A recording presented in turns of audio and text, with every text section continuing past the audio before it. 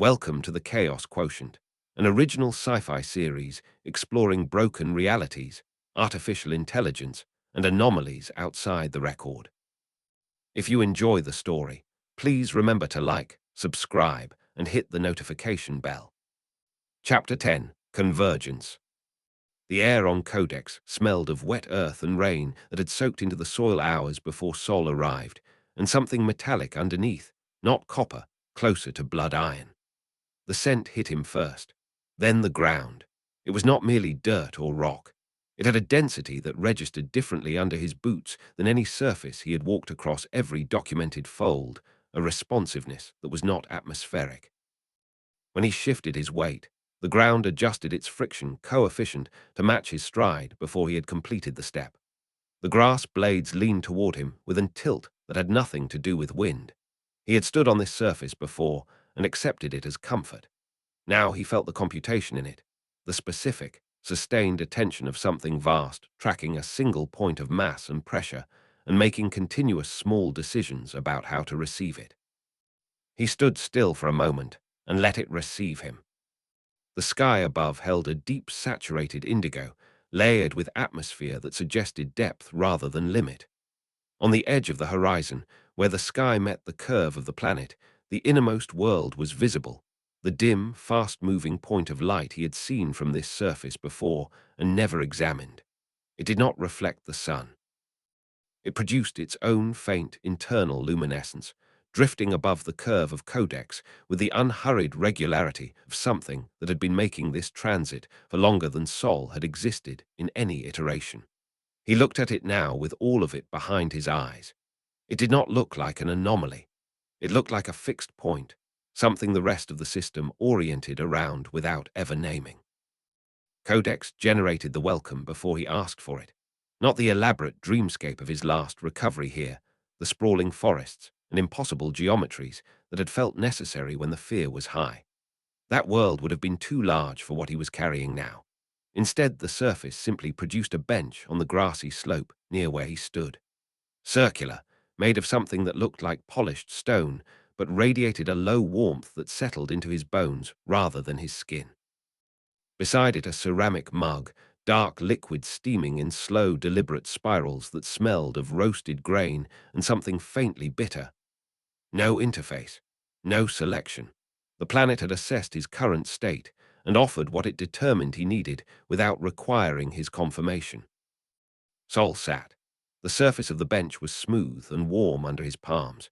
He took the mug with both hands and held it without drinking for a long moment, feeling the heat move from the ceramic into his fingers and up through his wrists. Codex settled beside him, her light signature steady and full in a way it had not been since before the buffer zone. The careful deliberateness that the transmission had given her was gone, replaced by something that had simply finished deciding. They sat without speaking for a while. The silence between them was not empty. Sol broke it eventually. "You knew more than you told me." "Yes," Codex said. No preamble, no redirection. The iterations, the genetic refinement. He turned the mug slowly in his hands. "How much did you know from the beginning?" Enough to know the loop was designed to stop the delivery from completing. She looked out toward the horizon. "Not enough to know you would be the one who got here." Each iteration refined the signal, stripped away the hesitation, the fear responses, the points of failure. The department was converging on completion without understanding that convergence was what they were doing. You were not what their models predicted. Sol was quiet for a moment. The ground under his boots made a barely perceptible adjustment. "Someone like you wrote the training manual," he said. "You told me that during my last recovery here, then you redirected me with flower petals." Codex was still, not the flickering stillness of a system processing, the stillness of something that had been carrying a weight for a long time and had decided to set it down. "I knew what the number meant," she said. "I knew what it would cost you to know it before you were ready to do anything with it. And I knew what you were going to do when you were ready." A pause. "Someone like you wrote the manual because every version of you before this one helped write it. You were already the person who understood the job better than the people who assigned it. I could not tell you that then without telling you everything else." Sol looked at the mug in his hands. "The someone like you," he said. Not a question, just the phrase held out. "Yes," Codex said. "All of them." The number sat between them unspoken. It had been unspoken since the impression wall, and it remained unspoken now, and the choice meant something different in this moment than it had at every previous moment. Not protection from erasure, not tactical concealment. Something else. Something that did not need a name yet. Sol drank from the mug. The liquid was exactly the right temperature. After a while, he said, "The figure." Codex's light signature shifted by a fraction, not a flicker, not a processing pause. The specific shift of something receiving a question it had been waiting for. "Gone," she said. "Not dead." "Done," Sol said. Yes, whatever they were sustaining in that room, holding in place, while the buffer zone stayed sealed, the delivery completed it. They were free to go when it was finished. She paused.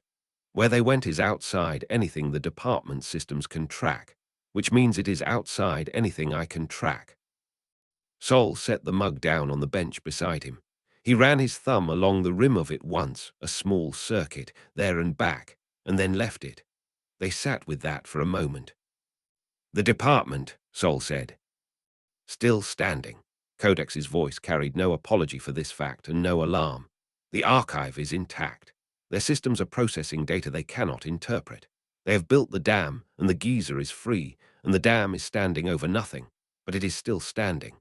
They will spend considerable time trying to reconstruct what happened before they understand that reconstruction is not available to them." A pause. "They cannot move against you without understanding what you did. And they do not understand what you did." "How long does that hold?" "Unknown, long enough that we do not need to run." She looked at him directly. "Not safe, in a stillness that could break in any direction, but we hold the information and they do not. That is not nothing." Sol leaned back against the bench, the warmth of it moving up through his spine. The grass around his boots had adjusted its lean fractionally, tracking him, patient and continuous, the way the planet had always tracked him and that he had always accepted as comfort and now understood as something larger than comfort. He looked out at the indigo sky and the layers of atmosphere and the dim, fast-moving point of light on the horizon. "We hold position," he said. "We do our job," Codex said. "What we know, we know. What comes next, we meet when it arrives. A beat. I believe in this, not because there is no other option, because it is the correct move." Sol once. That was enough. He reached into his jacket and took out the dead. It was warm before he had fully closed his fingers around it, not the warmth of the bench or the mug, but the warmth it had found for itself at the node and had not released since. He turned it over in his palm. The screen was cracked, the casing dented, non-functional in every way a department system would recognize. It did not power up. It did not display. But it was doing something, a low output that resonated faintly against his palm, syncing in a slow, irregular rhythm with the pulse of the ground beneath his boots. Codex watched it. Her light signature shifted with genuine attention, the same quality of attention she had given the flower across every fold it had traveled, the buffer zone structure, the transmission. Interest in what something would become rather than judgment of what it currently was.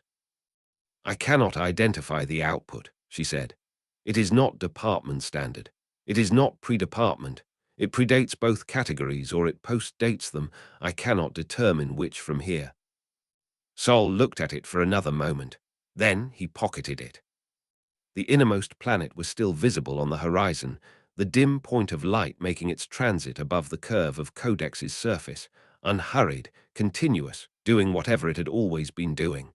Sol watched it for a moment. He did not ask. Codex did not explain. He picked up the mug again. The liquid had stayed exactly the right temperature. "Codex," he said. "Yes.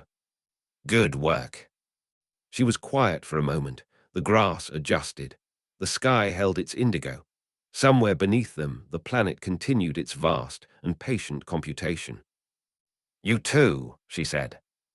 The world around them prepared, in its quiet way, to change again. Thank you for listening to the Chaos Quotient. If you want to follow Sol and Codex deeper into the fold, make sure to like this video, subscribe to the channel, and turn on notifications so you never miss a new chapter. Until next time, stay off the record.